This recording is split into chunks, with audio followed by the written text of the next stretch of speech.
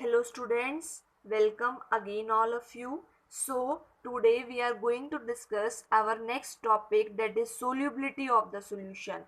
Solution की solubility. अब solution की सॉल्युबिलिटी यहाँ पर हम किसकी बात करने वाले हैं? सॉलिड्स इन लिक्विड सॉल्यूशन की बात करने वाले हैं. सॉलिड इन लिक्विड सॉल्यूशन की बात करने वाले हैं. अब सॉल्युबिलिटी क्या होती है? It is the maximum amount, the amount और द मैक्सिमम अमाउंट. मैक्सिमम मैं आपको बताऊंगी कैसे. Of the solute that is dissolved in 100 gram of the solvent, so that the saturated solution is obtained at a definite temperature is known as the solubility. अब इस definition को समझने से पहले यहाँ पर एक टर्म आ रही है सैचुरेटेड सॉल्यूशन. क्या टर्म आ रही है? Saturated solution. एक्चुअली 3 टाइप्स के सॉल्यूशंस होते हैं: saturated solution, unsaturated solution and super saturated solution. अब मैं आपको समझाती हूँ कि ये तीनों क्या होते हैं, 3 टाइप के सॉल्यूशन से क्या होते हैं. तो मैंने आपको क्या बोला? एक तो हमारा क्या होता है? Saturated solution. एक हमारा क्या होता है? Unsaturated solution. Unsaturated solution. एक हमारा क्या होता है? Super saturated solution. क्या होता है?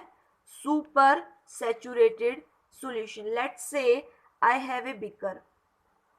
मेरे पास एक बीकर है. इस बीकर के अंदर मेरे पास वाटर है जो कि सॉल्वेंट की तरह काम करेगा. इस बीकर में मैंने क्या ले लिया? वाटर ले लिया, which will act as a solvent, जो सोलवेंट की तरह काम करने वाला है. अब इसके अंदर मैं सोल्यूट डिसॉल्व कर रही हूँ. क्या डिसॉल्व कर रही हूँ? सॉल्यूट डिसॉल्व कर रही हूँ. कितना डिसॉल्व कर रही हूँ? सपोज करिए 100 ग्राम सोल्यूट डिसॉल्व कर रही हूँ. क्या डिसॉल्व कर रही हूँ? 100 ग्राम सोल्यूट इसके अंदर डिसॉल्व कर रही हूँ. अब धीरे धीरे सोल्यूट जैसे ही सॉल्वेंट में जाएगा, सोल्यूट जैसे ही किस में जाएगा? सॉल्वेंट में जाएगा, तो सोल्यूट और सॉल्वेंट की जो पार्टिकल्स हैं they will interact with each other. वो एक दूसरे के साथ क्या करेंगे? इंटरेक्ट करेंगे. और जिसकी वजह से जो सोल्यूट है वो सॉल्वेंट में डिसॉल्व होना स्टार्ट हो जाएगा. इसको बोलते हैं डिसोल्यूशन. क्या बोलते हैं इसको? डिसोल्यूशन. की जो सोल्यूट है उसे सॉल्वेंट के साथ इंटरेक्ट करा और जो सोल्यूट है वो डिसॉल्व होने लग गया सॉल्वेंट के अंदर, that is known as dissolution. ठीक है. अब धीरे धीरे करके सोल्यूट डिसॉल्व होना स्टार्ट हो गया. ओके, डिसॉल्व होना स्टार्ट हो गया. अब क्या हुआ उसके बाद? सपोज करिए कि 50 ग्राम हमारा डिसॉल्व हो चुका है. 50 ग्राम डिसॉल्व हो चुका है. अब उसके बाद एक टर्म और होती है, क्रिस्टलाइजेशन. एक टर्म क्या होती है? और होती है, दैट इज क्रिस्टलाइजेशन. क्या होती है? क्रिस्टलाइजेशन. कि 50 ग्राम डिसॉल्व होने के बाद क्या हुआ कि सोल्यूट और सोल्यूट के जो पार्टिकल है वो भी आपस में इंटरेक्ट करना स्टार्ट कर देते हैं. पहले जो इंटरेक्शन हो रही थी वो सोल्यूट और सोल्वेंट की वजह में हो रही थी, जिसकी वजह से वो डिसॉल्व हो रहा था, इसको हम डिसोल्यूशन बोल रहे थे. अब क्या हुआ कि सोल्यूट और सोल्यूट के पार्टिकल्स में भी आपस में इंटरेक्शन होने लग जाती है, जिसकी वजह से जो हमारा सोल्यूट है वो वापस से क्रिस्टलाइज होने लग जाता है. वापस से क्रिस्टलाइज होने लग जाता है. अब थोड़ी थोड़ी क्या करेगी? सोल्युबिलिटी डिक्रीज होगी. ठीक है. लेकिन फिर उसके बाद धीरे धीरे क्या होगा? हमारा सोल्युबिलिटी बढ़ेगी. मतलब सोल्युबिलिटी अब जो है एकदम से मतलब इंक्रीज नहीं होगी, हम कहने ये बात कह सकते हैं. अब 50 ग्राम डिसॉल्व हुआ, फिर 60 ग्राम डिसॉल्व हो गया, सपोज करो 70 डिसॉल्व हो गया, 80, then come on to the 90. अब सपोज करिए कि 90 ग्राम सोल्यूट यहाँ पर डिसॉल्व हो चुका है. कितना डिसॉल्व हो चुका है? 90 ग्राम सोल्यूट यहाँ पर डिसॉल्व हो चुका है. अब जैसे ही 90 ग्राम डिसॉल्व हो गया ना, तो और सोल्यूट डिसॉल्व नहीं हो रहा है यहाँ पर. और सोल्यूट डिसॉल्व नहीं हो रहा, मतलब रिमेनिंग कितना हो गया? 10 ग्राम हो गया रिमेनिंग. अब 10 ग्राम क्या रह जाएगा? इसी सोलवेंट में रह जाएगा और वो बॉटम में सेटल डाउन हो जाएगा. 10 ग्राम क्या हो जाएगा? इसी सॉल्वेंट में रह जाएगा और वो बॉटम में क्या हो जाएगा? सेटल डाउन हो जाएगा. एक्चुअली में यहाँ पर 2 प्रोसेसेस जो हैं वो इक्विलिब्रियम में चलती हैं. रेट ऑफ डिसोल्यूशन इक्विलिब्रियम में रहता है किसके साथ? Rate of crystallization. Rate of crystallization. Rate of dissolution किसकी वजह से होता है? जब सोल्यूट और सोलवेंट के पार्टिकल आपस में इंटरेक्ट करते हैं तो डिसॉल्व होना स्टार्ट हो जाता है। लेकिन सम टाइम बाद क्या हो जाता है, क्रिस्टलाइजेशन भी होना स्टार्ट हो जाता है कि जो सोल्यूट और सोल्यूट के पार्टिकल है वो इंटरेक्ट करके फिर से क्रिस्टलाइज होने लग जाते हैं। जब रेट ऑफ डिसोल्यूशन और रेट ऑफ क्रिस्टलाइजेशन आपस में इक्विलिब्रियम में आ जाएंगे, मतलब जितना हमारा सोल्यूट डिसॉल्व हो रहा है उतना क्रिस्टलाइज हो रहा है, जितना क्रिस्टलाइज फिर वो डिसॉल्व हो रहा है, मतलब ये दोनों प्रोसेसेस आपस में जब इक्विलिब्रियम में आ जाती हैं तो हमें कौन सा सॉल्यूशन ऑब्टेन होता है? सैचुरेटेड सॉल्यूशन ऑब्टेन होता है। कौन सा सॉल्यूशन ऑब्टेन होता है? सैचुरेटेड सॉल्यूशन ऑब्टेन होता है हमें, ठीक है। और जो 90 ग्राम डिसॉल्व होने के बाद और डिसॉल्व नहीं हो रहा और 10 ग्राम कहाँ रह गया, फिर उसके बाद बॉटम में सेटल डाउन हो गया, मतलब एक पर्टिकुलर टेम्परेचर पर, एक पर्टिकुलर टेम्परेचर ले लो, रूम टेम्परेचर की जनरली हम बात करते हैं, एक पर्टिकुलर टेम्परेचर पे कितना सोल्यूट डिसॉल्व हो जाए कि उसके बाद और सोल्यूट डिसॉल्व ना हो सके, उसे हम क्या बोलते हैं? सैचुरेटेड सॉल्यूशन बोलते हैं। अब इस सॉल्वेंट की कैपेसिटी कितनी थी कि वो 100 ग्राम सोल्यूट को में से सिर्फ 90 ग्राम को ही डिसॉल्व कर पा रहा था और को डिसॉल्व नहीं कर पा रहा था, तो इसको बोलते हैं सोल्युबिलिटी ऑफ अ सॉल्यूशन, कि कितनी कैपेसिटी है, कितना मैक्सिमम अमाउंट सोल्यूट डिसॉल्व हो सकता है एक पर्टिकुलर सॉल्वेंट के अंदर, that is known as the solubility, और जो यहाँ पे सॉल्यूशन ऑब्टेन होगा that is known as the saturated solution. और इस पे आपको ध्यान रखना है कि रेट ऑफ डिसोल्यूशन और रेट ऑफ क्रिस्टलाइजेशन में एक इक्विलिब्रियम क्या हो जाता है? सेटअप हो जाता है, दोनों के बीच में क्या हो जाता है? एक इक्विलिब्रियम सेटअप हो जाता है rate of dissolution rate of crystallization में। इसको बोलते हैं डायनामिक इक्विलिब्रियम। क्या बोलते हैं इसको? डायनामिक इक्विलिब्रियम, ठीक है। अब उसके बाद देखिए अनसैचुरेटेड सॉल्यूशन। अनसैचुरेटेड सॉल्यूशन में क्या था? लेट्स से कि यही हमारा रूम टेम्परेचर, उतना रूम टेम्परेचर पे हमने बात करी, यही सोल्यूट हमने डिसॉल्व कर रहे हैं। अब क्या हुआ? 50 ग्राम डिसॉल्व हो गया, 50 ग्राम डिसॉल्व हो गया, अभी भी और डिसॉल्व हो रहा है, 50 ग्राम डिसॉल्व हो गया, अभी भी और डिसॉल्व हो रहा है। यहाँ पर मैक्सिमम कितना डिसॉल्व हो सकता था? ये पर्टिकुलर काइंड का सोल्यूट जो मैंने लिया था वो मैक्सिमम कितना डिसॉल्व हो सकता था? 90 ग्राम डिसॉल्व हो सकता था, लेकिन अभी हुआ कितना है? 50 हुआ है, मतलब इस सॉल्यूशन की कैपेसिटी अभी और है डिसॉल्व करने की, ठीक है। तो इसलिए इसको क्या बोलेंगे? अनसैचुरेटेड सॉल्यूशन, मतलब इसकी कैपेसिटी अभी और डिसॉल्व करने की है, अभी ये सैचुरेशन पर नहीं आया, मतलब ये और डिसॉल्व कर सकता है। जब मैक्सिमम से मैक्सिमम डिसॉल्व कर चुका हो और डिसॉल्व ना कर रहा हो, मतलब वो सैचुरेटेड हो जाएगा, लेकिन जब वो और डिसॉल्व कर सकता हो तो दैट मीन्स वो अनसैचुरेटेड होगा, ठीक है। अब मैं आपको सैचुरेशन का एक एग्जांपल दूं, तो जब आप बहुत ज़्यादा स्टडी कर लेते हो तो क्या होता है कि ना आपके माइंड में कुछ जाता है और ना आपके माइंड से कुछ बाहर निकल के आता है, मतलब आपके माइंड में सैचुरेशन आ जाती है, आपके माइंड में सैचुरेशन आ जाती है कि उस टाइम और कुछ नहीं हो सकता। मतलब यहाँ पर भी है कि जितना मैक्सिमम डिसॉल्व होना था 90 वो डिसॉल्व हो गया, अब उसके अलावा और डिसॉल्व वो नहीं कर रहा, और रेट ऑफ डिसोल्यूशन और रेट ऑफ क्रिस्टलाइजेशन आपस में इक्विलिब्रियम में आ जाए जिस सॉल्यूशन में, उसको सैचुरेटेड बोलते हैं। क्लियर? अब देखिए सुपर सैचुरेटेड, नाम से पता चल रहा है कि सैचुरेटेड का क्या आगे क्या लगा दिया? सुपर लगा दिया, मतलब ये उससे सुपर है, सैचुरेटेड से ऊपर है, मतलब ये है ना। अभी कैसे ऊपर है? अभी मैं इसी सॉल्यूशन को हीट कर दूं, अभी मैं इसी सॉल्यूशन को क्या कर दूं? हीट कर दूं। लेट्स से इसी सॉल्यूशन को क्या कर रही हूँ? हीट कर रही हूँ। ओके, तो ये जो 10 ग्राम था ना मेरा, जो नीचे सेटल डाउन हो गया था बॉटम में, अब वो भी धीरे धीरे डिसॉल्व होना स्टार्ट हो जाएगा, क्योंकि हीट देने से सॉल्युबिलिटी इंक्रीज होती है, हीट देने से सॉल्युबिलिटी इंक्रीज होती है। अब मैंने इसको और हीट करा तो जो 10 ग्राम था वो भी डिसॉल्व होने लग गया। अब ये सारा का सारा 100 ग्राम सोल्यूट, इस जितना भी मैंने ये सोलवेंट लिया, सपोज या 1 लीटर लिया, उसमें डिसॉल्व हो चुका है हीट देने पर। तो इस सॉल्यूशन को क्या बोला जाता है? सुपर सैचुरेटेड, की सैचुरेटेड से इसको ऊपर कर दिया, ठीक है, सैचुरेटेड से ऊपर कर दिया तो सुपर सैचुरेटेड हो गया। क्लियर? अच्छा, अब यहाँ पर एक स्टेट आती है मेटास्टेबल स्टेट। क्या आती है? Metastable state. मेटास्टेबल स्टेट कौन सी स्टेट होती है?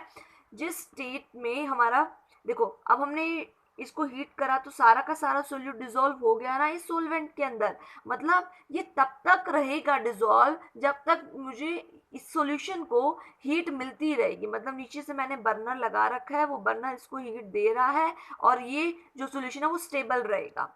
लेकिन जैसे आप बर्नर रिमूव कर दो, ये बर्नर आप रिमूव कर दो, रिमूव करोगे तो क्या होगा, ये कूल डाउन होना स्टार्ट होगा। अब ठंडा होगा मेरा ये सॉल्यूशन, कूल डाउन होने के बाद क्या होगा, जितने भी पार्टिकल्स 10 ग्राम जो एक्स्ट्रा सोल्यूट पार्टिकल डिसॉल्व हुए थे ना, वो वापस से क्रिस्टलाइज होना स्टार्ट हो जाएंगे, वो वापस से क्रिस्टलाइज होना स्टार्ट हो जाएंगे और वो फिर से कौन सा सॉल्यूशन बना देंगे, सैचुरेटेड सॉल्यूशन बना देंगे। क्या बना देंगे, सैचुरेटेड। तो मेटास्टेबल स्टेट वो स्टेट है जिसमें क्या है, जब तक हीट मिलती रहेगी तो ये सॉल्यूशन स्टेबल रहेगा, मतलब सारे के सारे सोल्यूट पार्टिकल डिसॉल्व रहेंगे।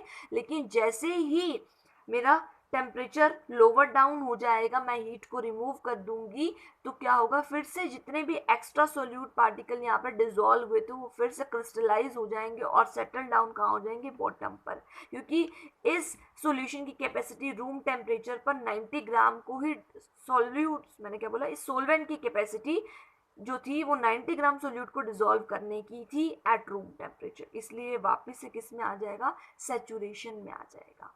क्लियर हो गया इतना आपको, इसको बोलते हैं सुपर सैचुरेटेड सॉल्यूशन। ओके, तो मैंने यहाँ पर यही बताया कि यहाँ पर क्या थे आपके ए बी सी, 3 बीकर से ए बीकर में मेरा कोई सॉल्वेंट प्रेजेंट था, जो कि सपोज करो 1 लीटर और 100 ग्राम कुछ भी ले लेके चलो आप। जनरली हम 100 ग्राम की बात करते हैं, कितने की बात करते हैं हम, 100 ग्राम की बात करते हैं। तो इस जो सॉल्वेंट में ये जो सोल्यूट था वो पर्टिकुलर कितना डिसॉल्व हो सकता था, 10 ग्राम ही इसकी कैपेसिटी थी डिसॉल्व करने की, सारा का सारा 10 ग्राम डिसॉल्व हो गया कितने पे, 25 डिग्री सेल्सियस टेम्परेचर पर। तो ये बन गया सैचुरेटेड सॉल्यूशन बन गया।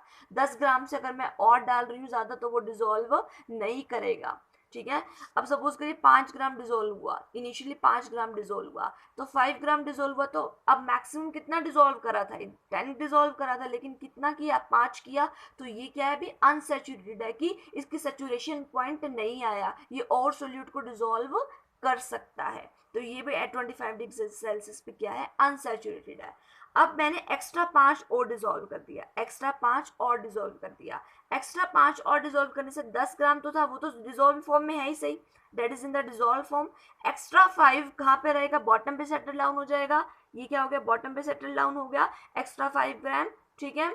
अभी भी ये जो सोल्यूशन है ना, आप इसको सैचुरेटेड ही कहोगे, क्योंकि इसने मैक्सिमम तो कितना ही डिसॉल्व रखा है, 10 ग्राम में डिसॉल्व रखा है ना इससे मैक्सिमम, इससे ज्यादा तो डिसॉल्व नहीं रखा। अभी भी आप इसको क्या बोलने वाले हो, सैचुरेटेड ही बोलने वाले हो। तो 10 ग्राम डिसॉल्व फॉर्म में है और 5 ग्राम क्या है, सेटल डाउन बिलो है।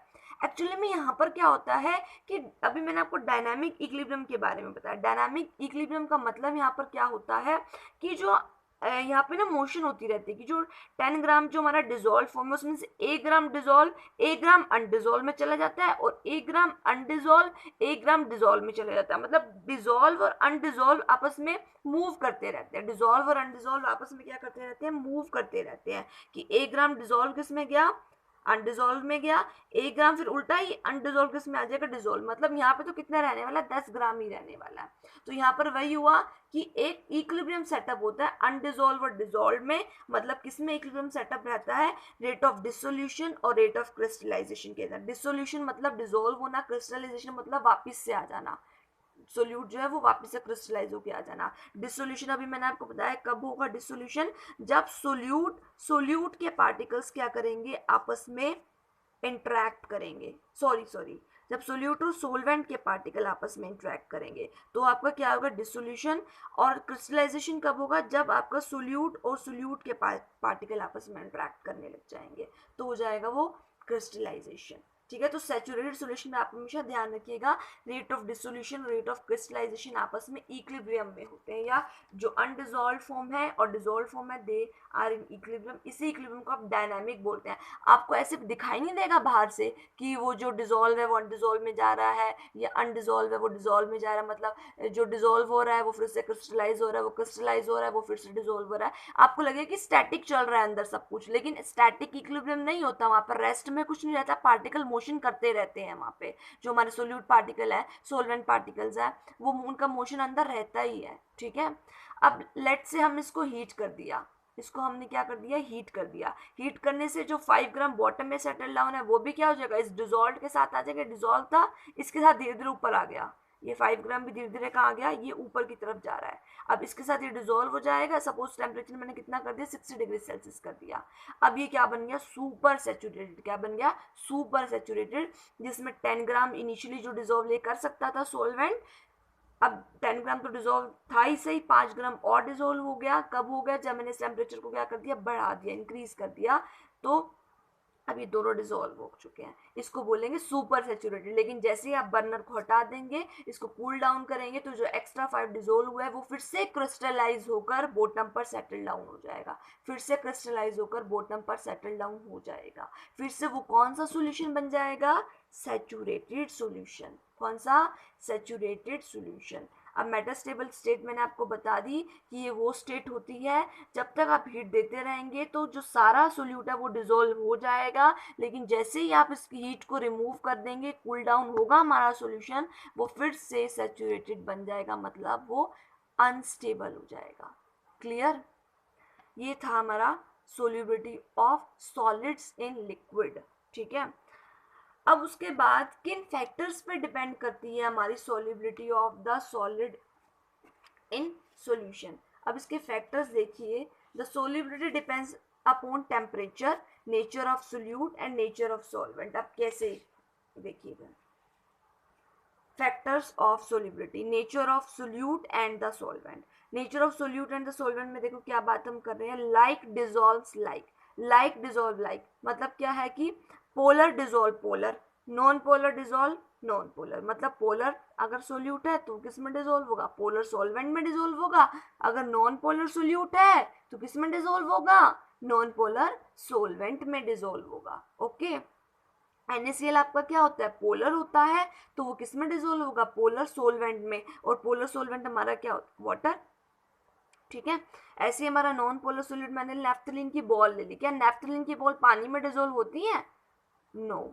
तो इसके लिए मुझे क्या लेना पड़ेगा, नॉन पोलर सोल्वेंट। तो सोल्युबिलिटी के लिए मुझे क्या लेना पड़ेगा, नॉन पोलर सोल्वेंट। तो अब बेंजीन ले लिया मैंने, ईथर ले लिया, तो नैफ्थलीन की बॉल बेंजीन और ईथर में क्या होने लगती है, डिजोल्व होनी स्टार्ट होगी, because like dissolves like dissolves like, polars dissolve polar, non polar dissolve non polar। clear। second is your temperature।